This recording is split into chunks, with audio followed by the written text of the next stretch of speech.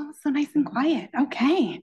Hi, everybody. Thank you for joining us for this week's Arbor Lecture, which is hosted in cooperation with the Museum's celebration of Native American Heritage Month. I'll begin today's presentation, I forgot the slide, but by acknowledging that the Field Museum was built upon the traditional homelands of the Council of the Three Fires, the Potawatomi, Ottawa, and Ojibwe nations, as well as the Ho-Chunk, Winnebago, Meskwaki, Sauk, and Miami nations. The area we now call Chicago was the traditional homelands of many Indigenous nations and continues to be an important place of trade, worship, and interaction for diverse Native peoples. This land was and remains Native land. I am very excited to introduce today's speaker, Dr. Crystal Sosi. Dr. Sosi is Dene, a citizen of the Navajo Nation and an Indigenous geneticist and bioethicist. She's an assistant professor in the School of Life Sciences at Arizona State University and is a profound and renowned advocate for Indigenous genomic data sovereignty. She received both her Bachelor's of Science in Microbiology and Master's in Bioethics at ASU, a Master's of Public Health and Genetic Epidemiology from Vanderbilt, and her PhD in Genomics and Health Disparities also at Vanderbilt. Her laboratory work has impacted and benefited disease research and treatment. And in this work, she became keenly aware of the gaping disparities and inequalities in medical research and healthcare, particularly for Indigenous communities. So now she works to actively address these issues. Dr. Sosi is the co-founder of the Native Biodata Consortium, the first Indigenous-led biobank in the US. She's a global chair in Enrich, the Equity for Indigenous Research and Innovation Coordinating Hub, and serves on various other committees involving genetics, bioethics, STEM, and data sovereignty. I'm sure I'm missing a lot. You've got many accolades to note. So her talk today is entitled "We Were Not Discovered: Unsettling Settler Scientist DNA-Based Constructs of Indigeneity." Please join me in welcoming Dr. Crystal Sosi.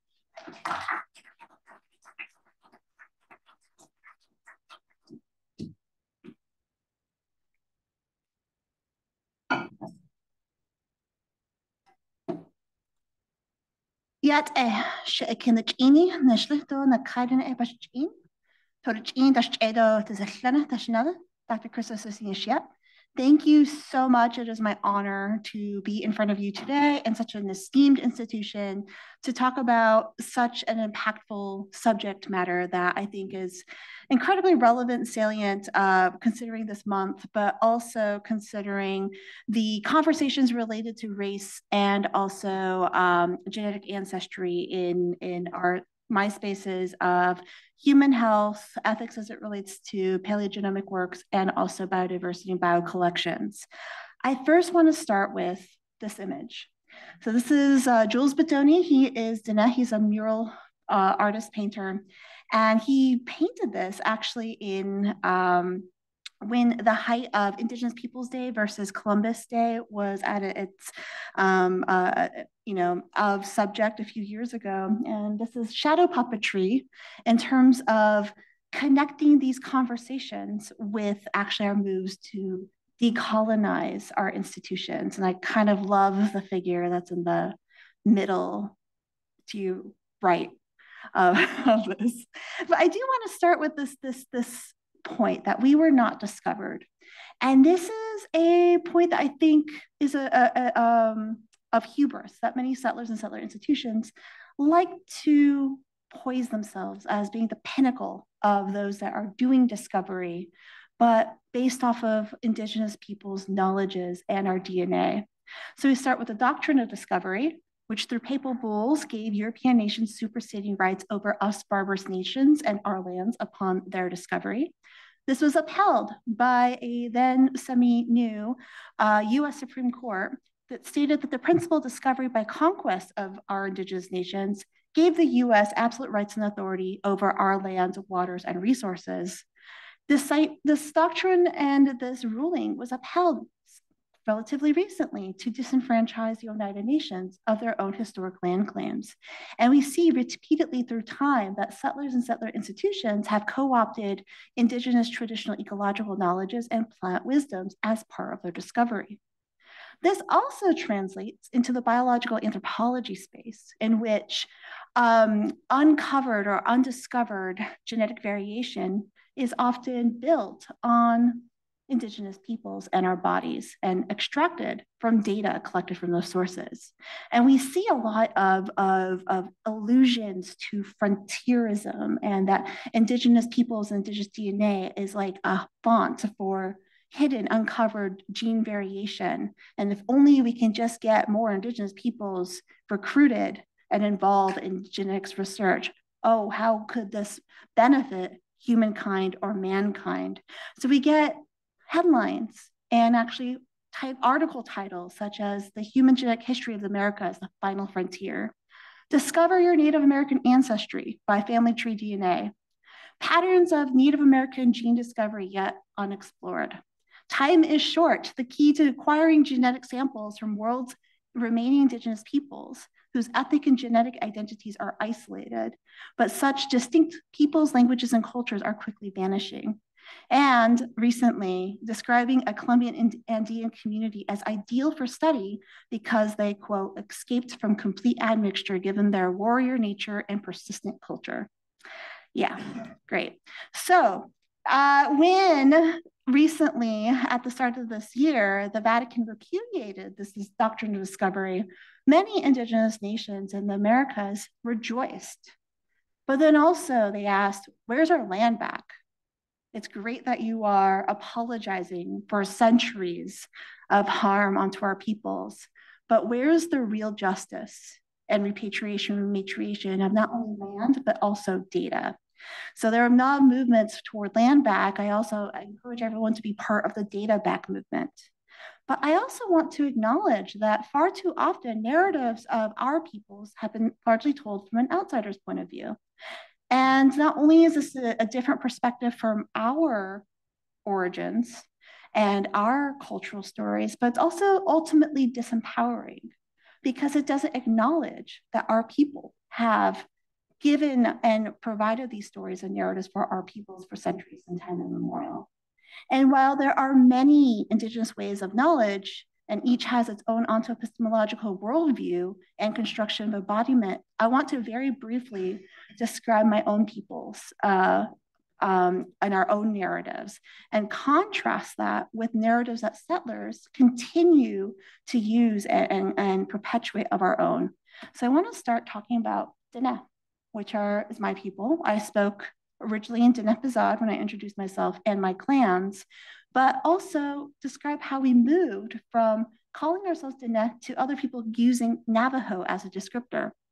So we're relatively recent compared to other, like for instance, Otham communities that predate us in the Southwestern region.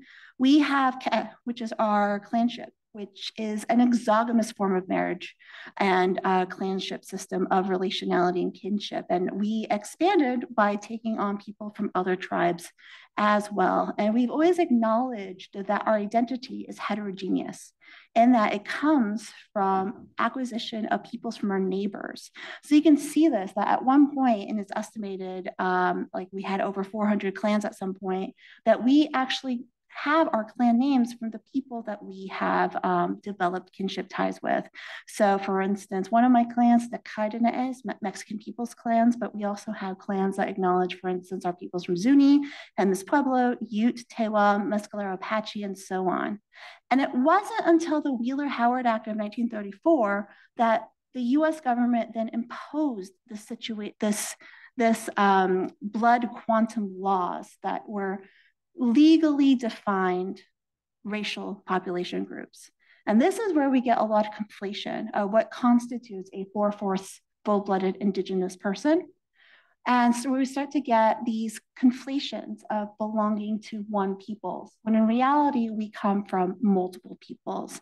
So we get here now, this at the same time, this eugenics movement of describing our peoples to now away from our own people's narratives. So how do we reconcile this identity? This blood system was imposed upon us to dilute our rights to these resources. It was originally a sociopolitical political construct, not one rooted in biology.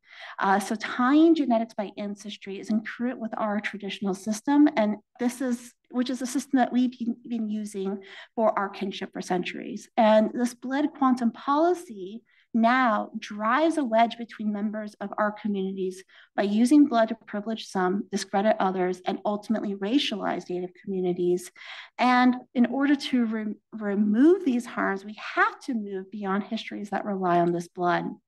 I also want to point that the field of human genetics, one of the founders of this field is James Neal. And he writes this about our peoples, that over the world, primitive peoples are being projected in a few generations from a Stone Age to an atomic age culture. And in making this transition, they'll be called upon to telescope into a few generations, biological and cultural adaptations which have been extended over thousands of years in Europe, which he uses as a synonym for modern man in other writings.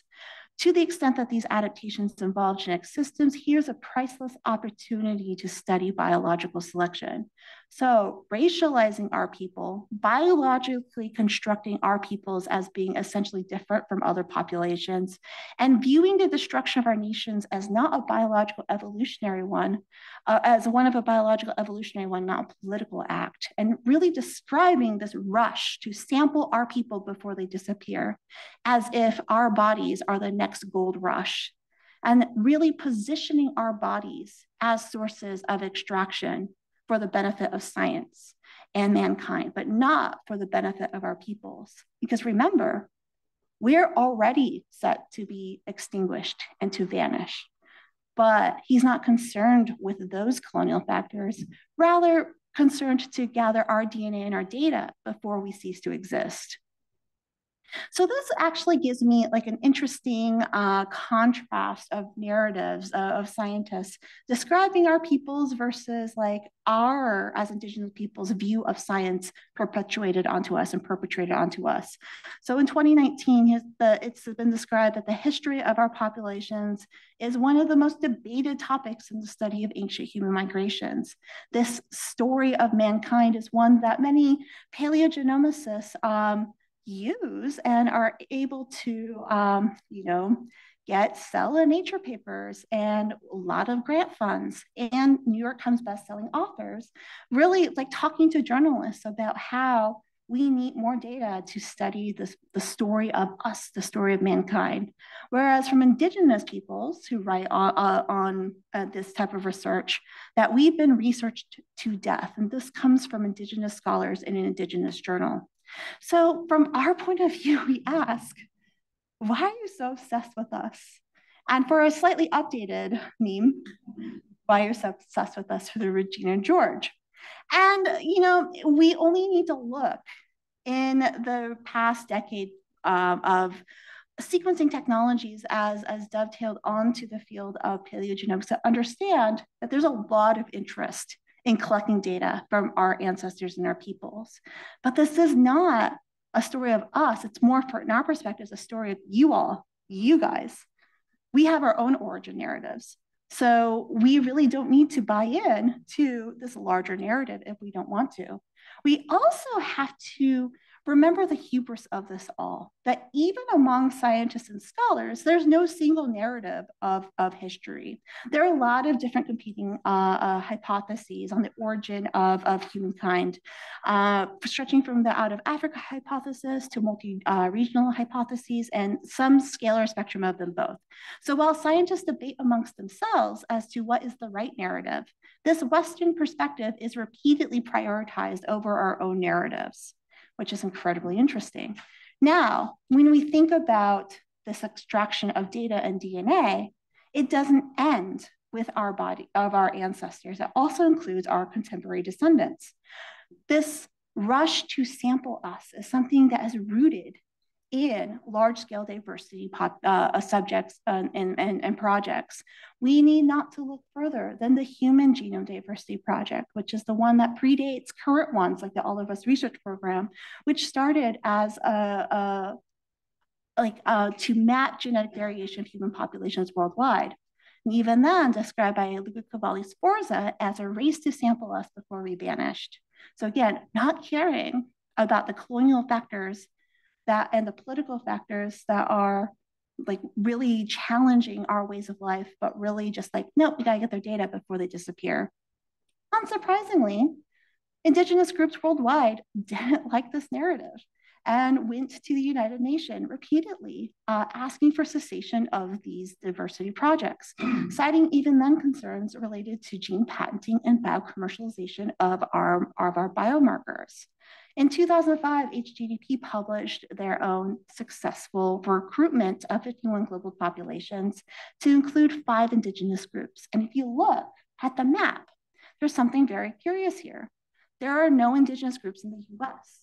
They have had federally recognized sovereignty and have for very distinct reasons related to harms, especially in the early 2000s, decided not to participate in genetics research. So the sampling can be argued occurs in geographies and spaces where Indigenous peoples are disenfranchised and disempowered, who are not being protected. And yet this is where the source of collection of DNA is coming from, which asks us, are we just continuing to benefit from the continued disenfranchisement and disempowerment of these individuals and these peoples? In response to the publication of this project, we have UNDRIP, which is the Declaration on Indigenous Peoples' Rights to Genetic Resources and Knowledges. It was a petition signed by over 683 Indigenous nations worldwide, asking for the cessation of continued large-scale diversity projects, including the Genographic Project by National Geographic. So we get now to 2008, 2012, when 23andMe comes out and emerges as Time Magazine's Invention of the Year. What are they using for their estimates of Native American ancestry? They are using openly sourced available information from those large-scale diversity projects. Those questions about commercialization, here we have it. Now, commercial companies benefiting from access to the DNA data sets from disempowered communities. And we ask too, like, how relevant are those inferential statements for US Indigenous groups who I just stated didn't participate in this type of research? So we have now a conflation of everyone being Indigenous peoples being of this biological pan-Indigenous whole, when in reality, we have over 574 federally recognized tribes in the US with their own distinct cultural and language histories, notwithstanding their own distinct genetic histories.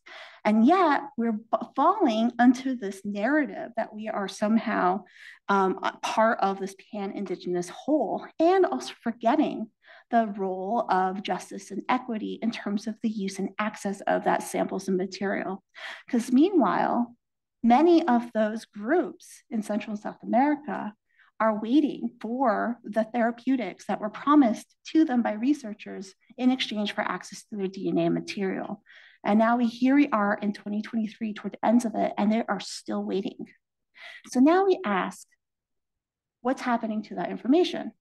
And here we have an excellent quote by Native Hawaiian geneticist, Dr. Kayla Fox, who states that raw data, including DSI derived from human genomes, have emerged as a top global commodity. In a few years, direct-to-consumer testing companies have been able to amass data sets in the millions and have been able to profit in the billions.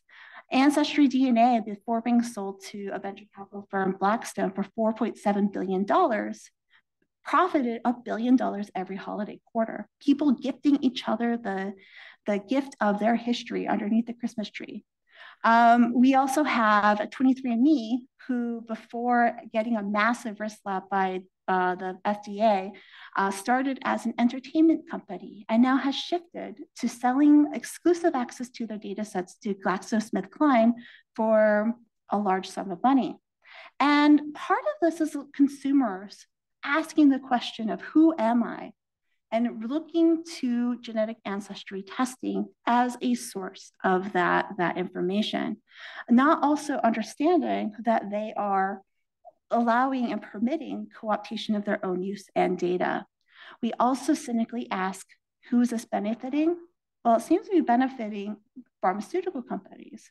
Many people state that cynically that part of the reason why, compared to the cost of genotyping and sequencing information at the start of when these companies emerged, they were able to sell the tests so cheaply to consumers was to quickly amass the data sets just so that they could particularly sell exclusive access to drug companies for creating drug targets. But the number one question asked by consumers to Ancestry DNA by their own blog is, why is my Native American ancestry not showing up? Which is incredibly interesting. So here is an ad by an actress whose name is Kim, who is in one early slide in this Ancestry DNA commercial is stating how she wants to connect with the story as rooted in family lore that she has a Native American ancestor.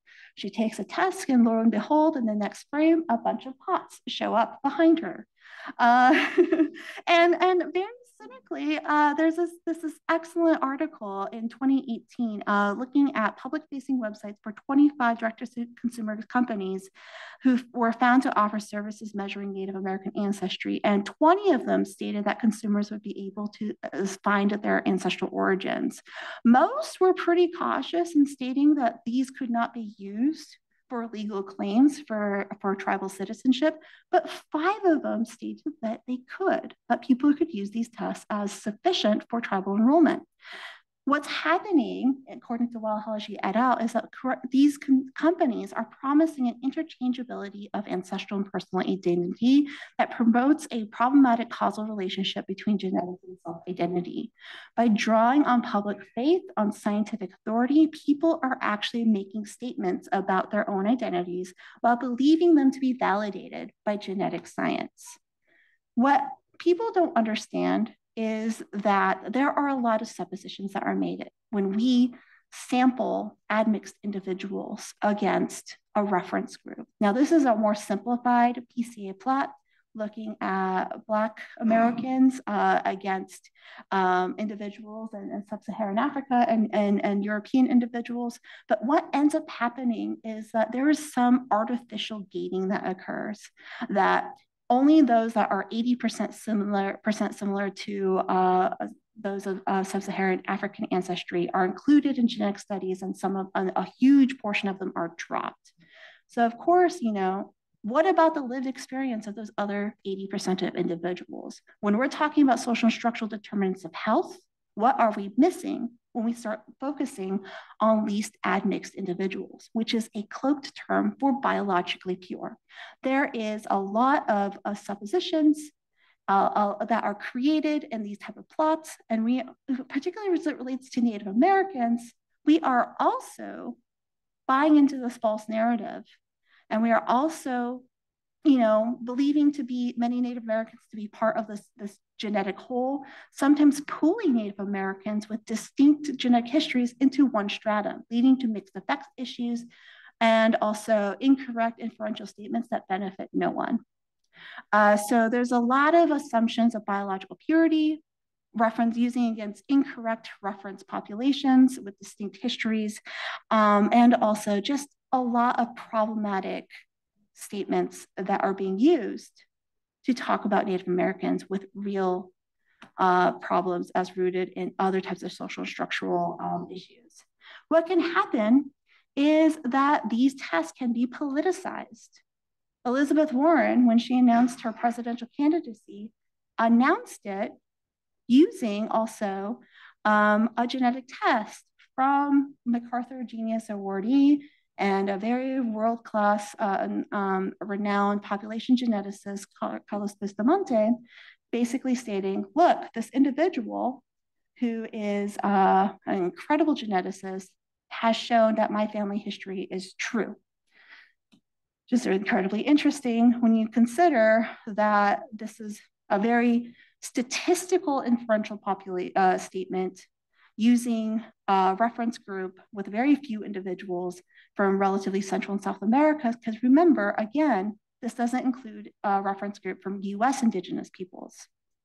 And these are very, very, there's a lot of suppositions that are made when we go from a PCA to a statement like this. Unsurprisingly, the tribal leader of the Cherokee Nation came out with a response to state that a DNA test is useless to determine tribal citizenship. There are other factors here related to current lived experience and connection to individuals that determine this type of citizen ancestry, not related to blood. So have to state over and over again that indigeneity is not defined by biology and our histories do not need to be biologically reified. Why is this important? So what is going on in the field of paleogenomics and ancient DNA, now just increasingly in the health space overall, is we get the inclusion of both indigenous ancestors and also contemporary descendants in the same data sets. And we had to start thinking more along the lines of stewardship and kinship across generations if we want to do this type of research responsibly. We're also seeing a decreased distinction between research on ancestors and descendants. And it's incredibly interesting that we see more and more blurred lines between what constitutes consent from living individuals versus non-living individuals, who is considered human subjects research and who is not, even though we're all talking about Homo sapiens. And also the jurisdictions between these two spaces are also being blurred as well, which is also, when we think about the health space, of exploring these questions that have real impact on current descendants, we are perhaps legitimizing health questions that perhaps we need a little bit more of expansive knowledge in order to do this with due diligence and justice. We also have to question how good are we in terms of our conversations of including contemporary descendants and community members in this space. This is work that is ongoing, but this was presented at an ASU conference called Doing Research in Indigenous Communities by my lab and my students. We are currently updating. This is a scoping review of literature since 2010 of research that includes Indigenous peoples. And we barely just asked a question, how much community engagement is being done in research that's published. And we found that only about 25% of ancient DNA studies included some element of Indigenous community engagement. Now there's a lot of questions here, like for instance, can we identify a community descendant? That's a hard one. And also, how are we defining community engagement? Or if community engagement has been done, is it being disclosed in the publication space? We don't know, but this is also highlighting that the field can do better. And we can continue to improve as much as we can how we're conversing about these conversations in the academic discipline space. Because when we start thinking and making judgments about what constitutes non-human subjects research or what constitutes DNA that does or does not need to have community consent, we start having the emergence of other types of data theft or data extracted from ancestors or even from soil below ancestors, and making some sort of statements that impact current living Indigenous individuals. So we have DNA collected out of rules of NAGPRA, DNA collected from environmental DNA soil, samples from beneath our ancestors and around our ancestors. We also have DNA that's collected from unprotected groups who don't have federal recognition or sovereignty, and therefore just for some individuals means that they don't have to ask for community consent. As we get into these blurred spaces and the continued reification of what constitutes an Indigenous genome or Indigenous reference genome, we have a lot of emerging new projects like the Human Pangenome Reference Consortium, which among many of the aims of this project wants to expand the inclusion of diverse groups and how we converse about diversity as it relates to a human reference genome. But some of this, of course, is a question of how exactly do we do work as it relates to Indigenous people in this space well, without, again, falling back into these same presupposing notions. So we really have to think about what is the best way to do this work that represents Indigenous peoples, that avoids the exploitation of the past. The step between creating an Indigenous specific platform to its commercial use is very low.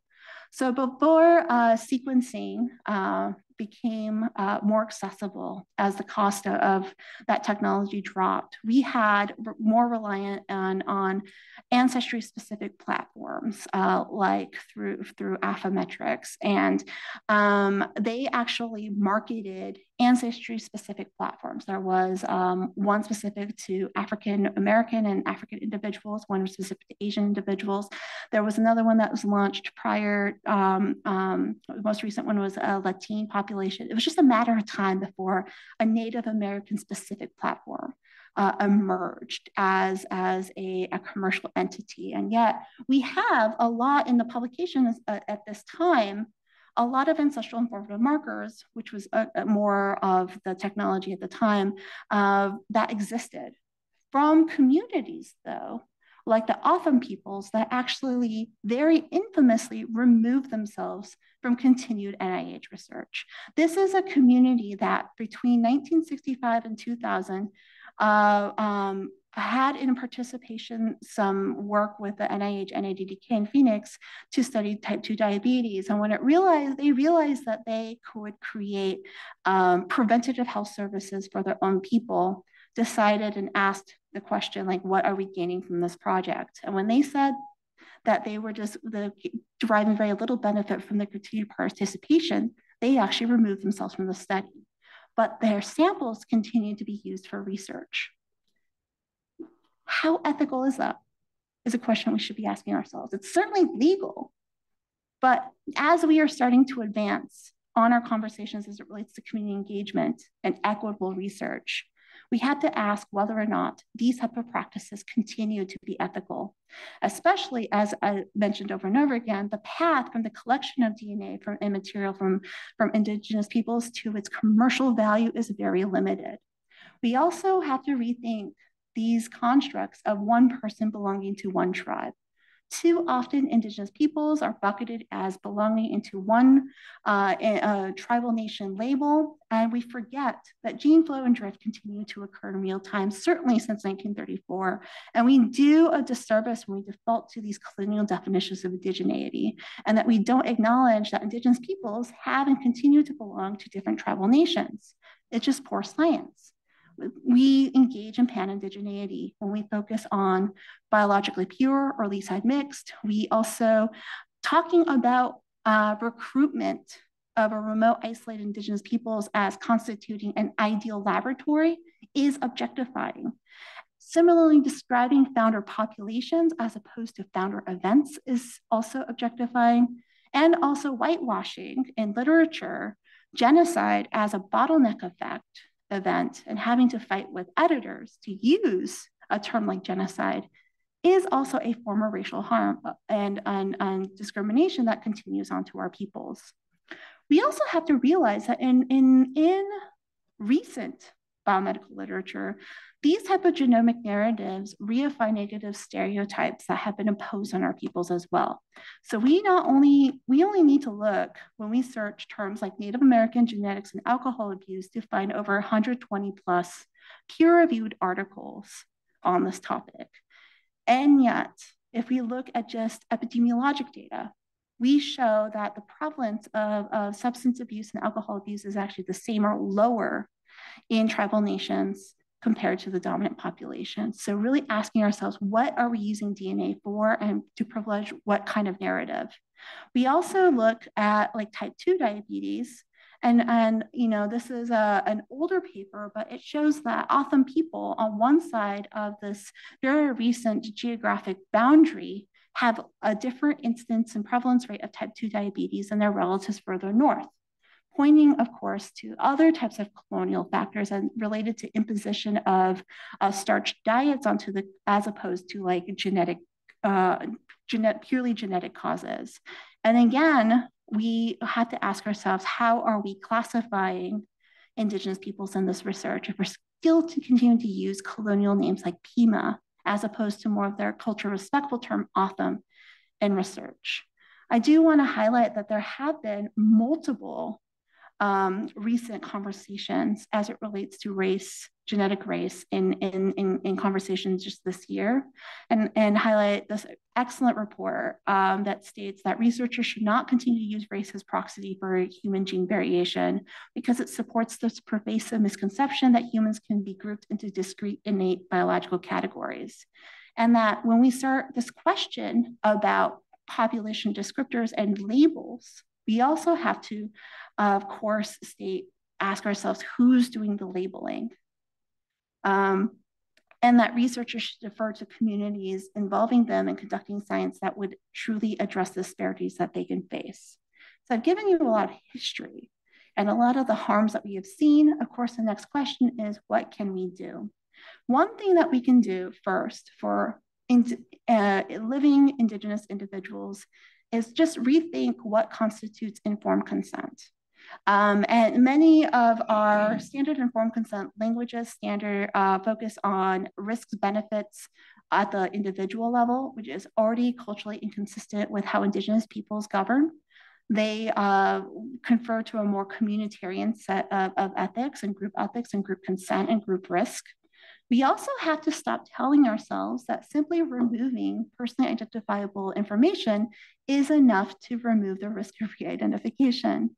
Certainly for small underrepresented groups, it is incredibly easy to re-identify a single individual with as few as 3 parameters, as shown in many different bioinformatics publications. But for people that are from small communities, one person, especially with large family sizes, can re-identify a large portion of that community. So there's a lot of potential here for racial discrimination and genomic racial profiling as well.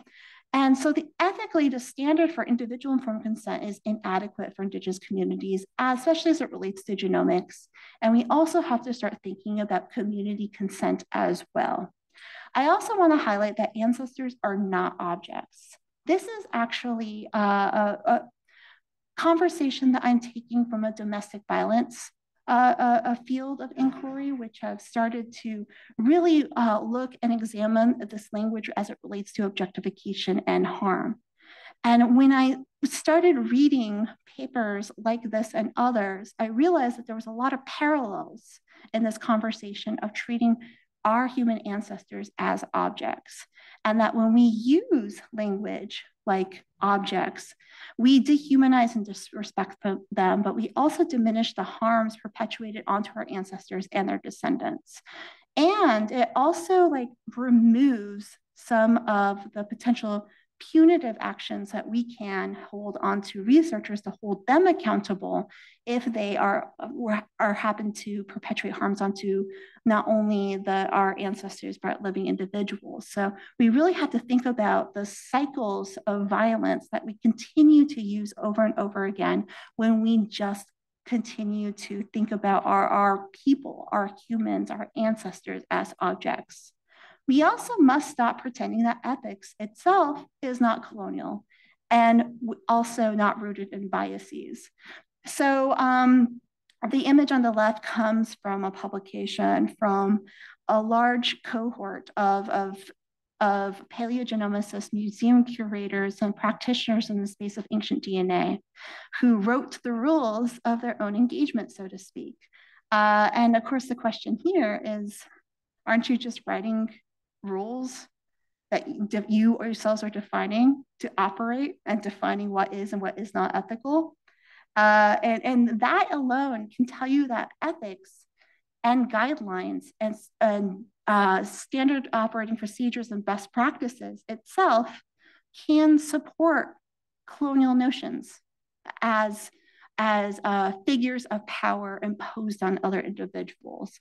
So this is why it's so important to ground these types of conversations, including also community members and descendants as well, so that we're not just privileging those that constantly are going to benefit from access to ancestors and other types of objects and artifacts and source materials. We also must recognize the importance of Indigenous genomic sovereignty. It's just the right of Indigenous nations and peoples to exercise authority, agency, and autonomy related to their genomic data. And I really want to underscore the fact that this is intrinsically defined by communities, and it's not up for colonial powers to make these definitions for Indigenous peoples themselves. Because when we do that, then we start forgetting that we are also need to protect Indigenous peoples in other realms, like Native Hawaiians, who are unrecognized and have a different type of recognition status in the US. Indigenous peoples from unrecognized or state-recognized tribes, Indigenous migrants from outside the US who are seeking asylum at our borders, and also urban Indigenous peoples, which constitute, according to the last census, 80% of Indigenous peoples in the US. I also want to highlight that it is so important to uplift Indigenous community governance and also the up and coming Indigenous-led biological and data repositories, such as the Native Biodata Consortium, of which I'm co-founder with other Indigenous scientists and community members. But once we start thinking about creating institutions and infrastructures related to housing data, we can also start thinking about advancing how we grant access to researchers and other individuals outside the community. And notice that I'm shifting the direction to language of community members granting access to outsiders here. But we can use things like rooted in machine learning approaches like blockchaining and federated learning to really advance on how we are thinking about data sharing and data access rules. We can also think about advancing our consent models instead of granting broad consent for everything, which has caused a lot of problems, including a very infamous lawsuit in which the Havasupai Nation sued the Arizona Board of Regents. We can also think about other more advanced adaptive consent models as rooted into dynamic consent. We can also think about metadata labeling for data that's been collected and accessioned in settler institutions. Think about use of tag digital markers defining attribution, access, and use rights for Indigenous cultural heritage, and also tagging provenance, transparency, integrity for rules related to research engagement for collection and continued research use. This is a project that's advanced by local context, which acknowledges that Indigenous people have inherent sovereignty over their knowledge and data. And they have created these set of tags and labels also to include tagging along with sequence information so that researchers know whether or not the information has been consented for use and for what purposes by an Indigenous community or not. So when I start thinking about data as a resource, I actually start thinking more about creating local Indigenous economies. So when we start from just thinking about engagement at a very basic level of research capacity and training of training Indigenous data leaders, on top of that, we start thinking about creating laws and policies and resolutions, creating physical structures, and also digital rules related to digital tools, and eventually cloud solutions. When we start thinking about data as a resource and remembering that we have had so much natural resource extracted from us, we can actually start thinking about creating capital and bringing back our talent to tribal lands. And part of this is the repatriation, rematriation of data and peoples back to our communities to facilitate this type of work. I also want to remind that there is a way to work with Indigenous file repositories and Indigenous scientists and with university partners to return legacy samples that have been collected under past outdated ethical standards back to communities. And this is a much better pathway to justice compared to the alternative, which is selling this access and information to other entities without disclosing to Indigenous peoples that this sampling had taken place. And really that the key, if we're going to talk about repairing trust and rebuilding these relations, involves rethinking how we are conducting this research. I want to end by stating that we must reconcile the widening disparity between practicing the science upon us and think about transforming the science with us.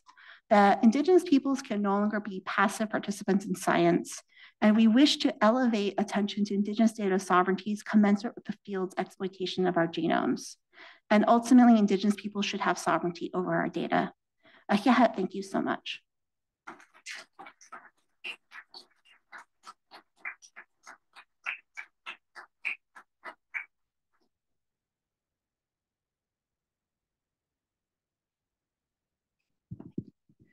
All right, thank you so much.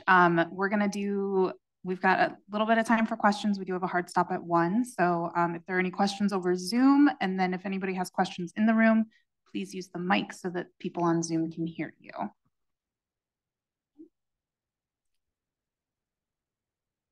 Yes. Do I really need that? Yes. Oh, okay. I guess I really need that. Oh, thank you. Coming at me from the right. Can you hear me? This is wonderful. My first thought is the more people like you are coming from an Indigenous perspective, a step up, maybe change can finally happen.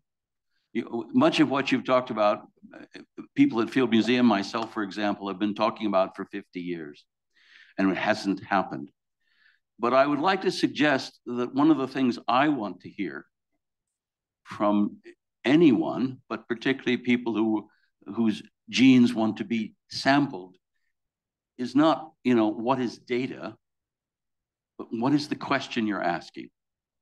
And that is not framed well enough. Believe me, I have friends who are geneticists, and I keep saying, why are you doing this? And they don't have a good answer. And they come up with something like the computer program called structure. And you think, well, maybe you ought to talk to some people who are not in the sort of northern global community and realize that people do have a different way of talking about being human in the communities. So I applaud what you're doing.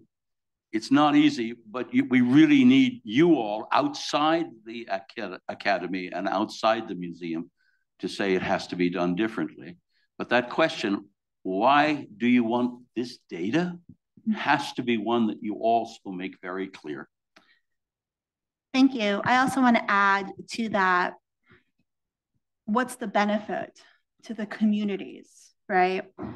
In a different slide deck, when I talk more about health related outcomes, I talk about how in 2007, a New York Times reporter went back to one of the communities in South America, in the Amazonia region, in which samples, data, DNA had been taken. And they promised this community, we will give you therapeutics and for the things that are ailing your community. And, the New York Times reporter had to tell them, well, your information is definitely accessible to researchers. There is now a cell repository that's selling access to your material at a rate of $75 to $85 a vial. And to which the tribal leader stated, we were exploited, duped.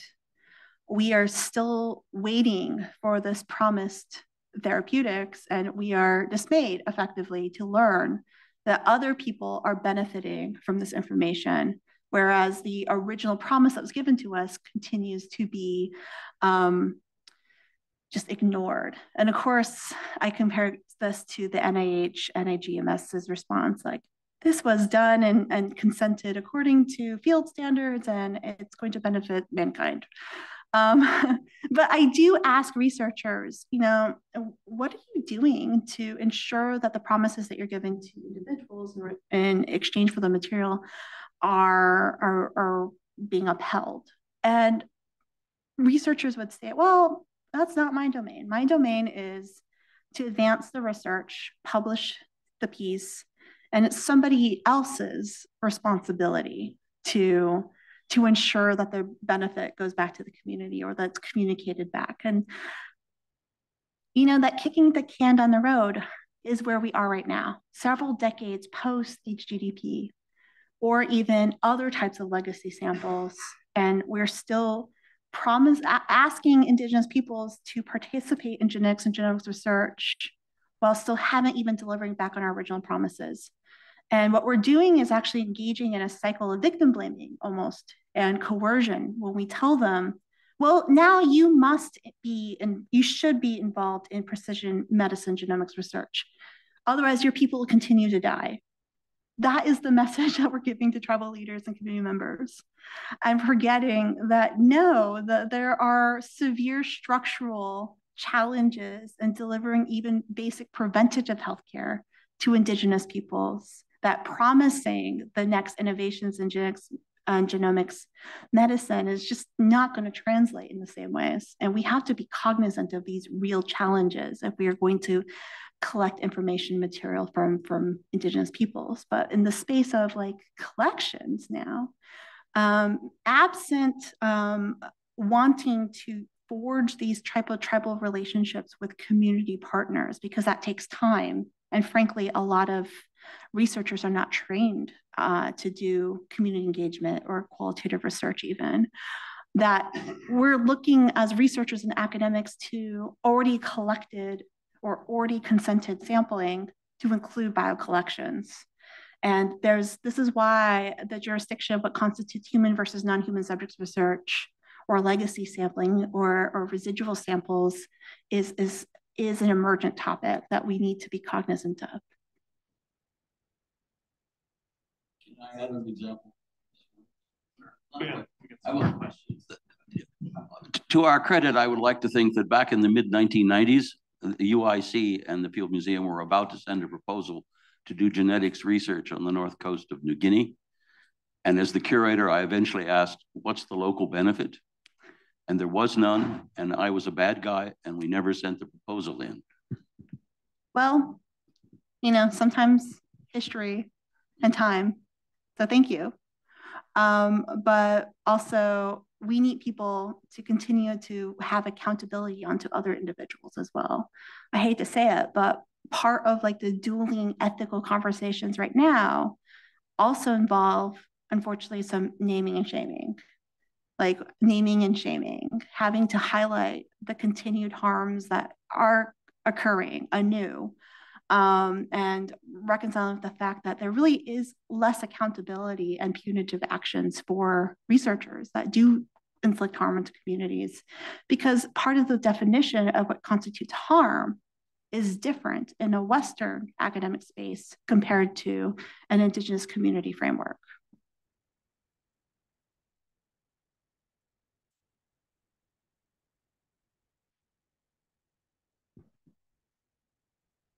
Awesome. Thank you so much for that wonderful talk. I loved the suggestion at the end about using blockchain to sort of make sure that data is, especially from communities that might be vulnerable or communities that might be exploited, it could be tracked, and like how it's used and who it's used could be tracked. And I was wondering if there is existing infrastructure, and if it would be useful. Like, I'm an ancient DNA researcher, but I work in ancient Rome. Like, could the data that I've generated support this infrastructure in a way so that it's, I don't know, does it exist, and are there ways that people could help and be allies elsewhere in the field?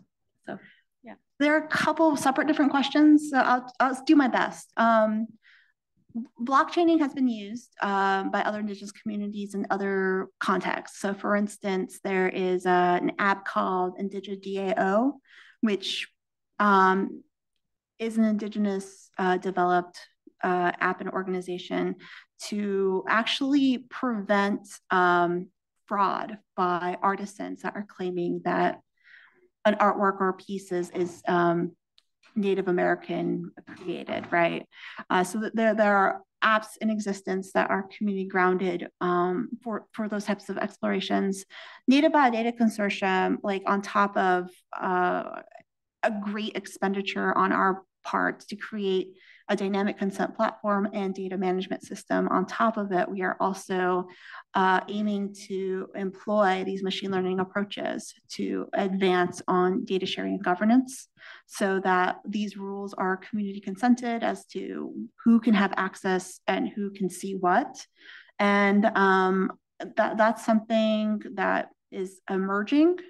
And I think other communities are thinking about how they can explore these solutions for themselves. The major up and coming effort is the one that I want to highlight was local context with metadata labeling, because as much as we love to have this data repatriated back into our infrastructures and our community held biobanks and other types of digital repositories, a lot of this information has already been collected elsewhere. So metadata tagging is also a way to sort of as an intermediary solution that could be explored and implemented. And that's something like, for instance, I'm on the LC committee for the Earthbound Genome Project, which is a global sequencing project for non-human eukaryotic genomes.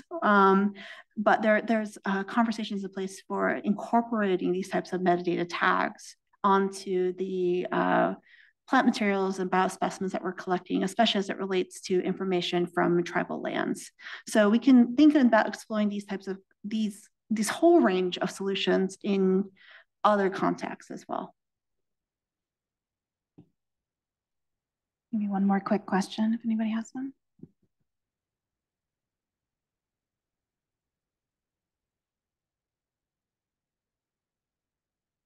All right. Okay, well, thank you so much, Dr. Sosi, and have a good day, everybody.